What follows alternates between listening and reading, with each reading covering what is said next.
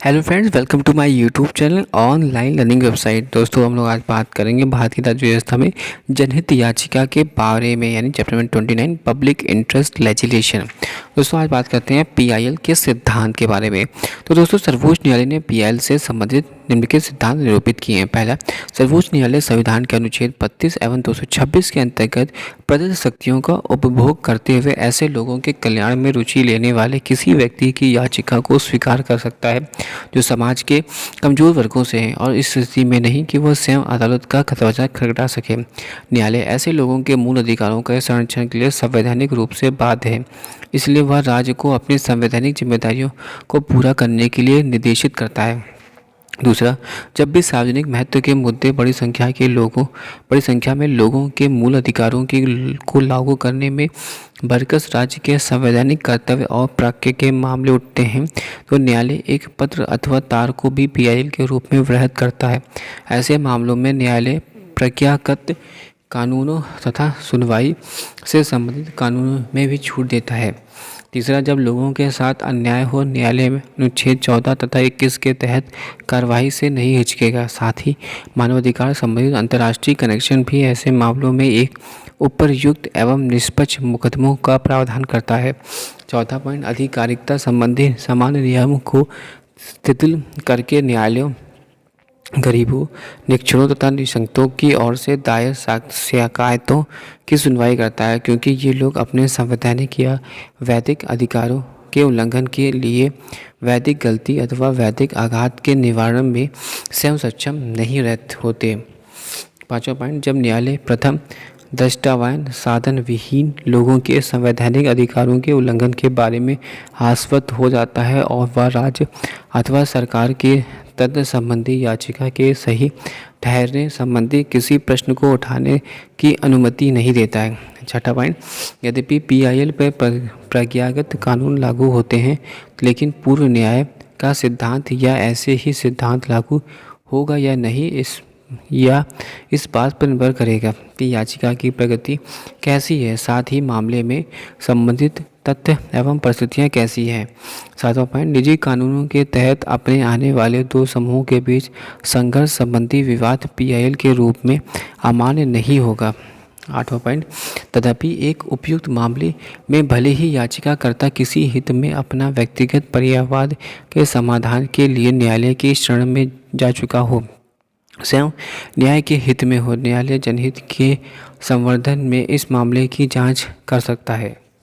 Number point, न्यायालय विशेष परिस्थितियों में आयोग या अन्य न्यायिकाओं की नियुक्ति आरोपों की जांच अथवा तथ्यों को उजागर करने के उद्देश्य से कर सकता है या ऐसे आयोग द्वारा अधिग्रहण की गई किसी सार्वजनिक संस्था के प्रबंधन को भी निर्देशित कर सकता है।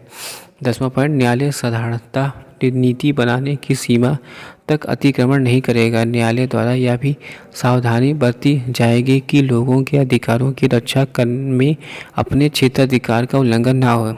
11वां पॉइंट, न्यायालय न्यायिक समीक्षा के ज्ञात दायरे के बाहर समानता कदम नहीं रखेगा। उच्च न्यायालय यद्यपि संबंधित पक्षों को पूर्ण न्याय देने की संबंधित निर्णय दे सकता है, तो इसे भारत में संविधान के अनुच्छेद 142 में प्रदत्त शक्तियाँ प्राप्त नहीं होगी। 12वां पॉइंट, साधारणतः उच्च न्यायालय को ऐसी याचिका को पीआईएल के रूप में स्वीकार नहीं करना चाहिए जिसमें किसी विधि या वैधिक भूमिका पर प्रश्न उठाया गया हो। नेक्स्ट, पीआईएल दाखिल करने के संबंधी दिशा निर्देश क्या हैं? तो दोस्तों, पीआईएल आज कानूनी प्रशासन के क्षेत्र में एक महत्वपूर्ण स्थान रखता है, जिसे पब्लिक सिटी इंटरेस्ट लिटिगेशन अर्थात प्राचार हित याचिका के रूप में पॉलिटिक्स इंटरेस्ट लिटिगेशन यानी राजनीति जनहित याचिका अथवा प्राइवेट इंटरेस्टेड लिटिगेशन निजी हित याचिका अथवा पैसा इंटरनेट लिटिगेशन पैसा हित याचिका या मिडिल क्लास इंटरेस्ट लिटिगेशन मध्य वर्ग हित याचिका के रूप में कदापि परिणत होने देना नहीं चाहिए। सर्वोच्च न्यायालय में संदर्भ में टिप्पणी की जनहित याचिका कोई गोली नहीं है, न ही हर एक मर्ज की दवा है। इसका अनिवार्य आशय कमजोरों एवं साधन विहीनों के मूल मानवीय अधिकारों की रक्षा से था, जिसका नव प्रवर्तन एक जन पक्षी व्यक्ति की और लोगों की ओर से दायर की गई याचिका से हुआ है, जो स्वयं गरीबी, लाचारी अथवा सामाजिक आर्थिक निशक्तताओं के कल्याण न्यायालय राहत पाने नहीं जा सकते हैं।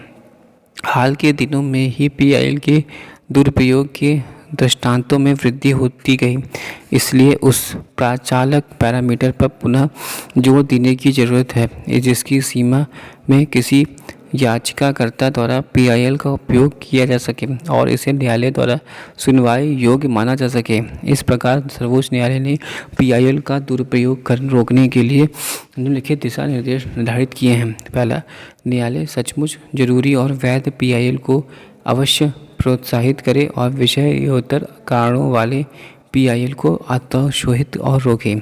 प्रत्येक व्यक्तिगत न्यायाधीश पीआईएल से निपटने के लिए स्वयं अपनी प्रक्रिया विकसित करे। इसके स्थान पर अधिक उपयुक्त यह होगा कि प्रत्येक उच्च न्यायालय वास्तविक एवं सदासी पीआईएल को प्रोत्साहित करने तथा गलत नियत से दायर पीआईएल को हतोत्साहित करने के लिए नियमों को उपयुक्त ढंग से सूत्र करें।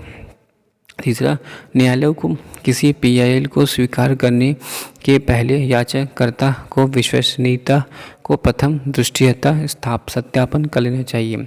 चौथा पॉइंट, न्यायालय पीआईएल की सुनवाई के पहले याचिका के अंतर्वस्तु की परिशुद्धता के बारे में प्रथम दृष्टया आश्वस्त हो लो।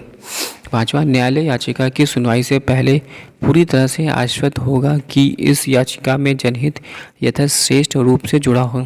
छठा पॉइंट, न्यायालय को सुनिश्चित करना होना चाहिए कि जो याचिका वृहत रूप से जनहित और गंभीरता तथा आवश्यकता के रूप में जुड़ी है उसे अन्य याचिकाओं के ऊपर प्राथमिकता मिलनी चाहिए। सातवां, पीआईएल की सुनवाई के लिए पहले न्यायालय यह अवश्य सुनिश्चित कर ले कि पीआईएल वास्तविक जन हानि अथवा जन आघात के समाधान को लक्षित है। न्यायालय को यह भी सुनिश्चित करना चाहिए कि पीआईएल दायर करने के पीछे कोई निजी लाभ या व्यक्तिगत प्रेरणा या गलत इरादा नहीं है। न्यायालय को यह भी सुनिश्चित करना चाहिए कि व्यवसाय निकायों द्वारा गलत इरादों से दायर की गई याचिकाओं, भारी जुर्माना लगाकर अथवा सारहीन याचिकाओं तथा जैसी याचिकाएं जो असंगत कारणों के दायर की गई हों को भी ऐसे ही तरीके अपनाकर हतोत्साहित करना चाहिए। Thanks for watching.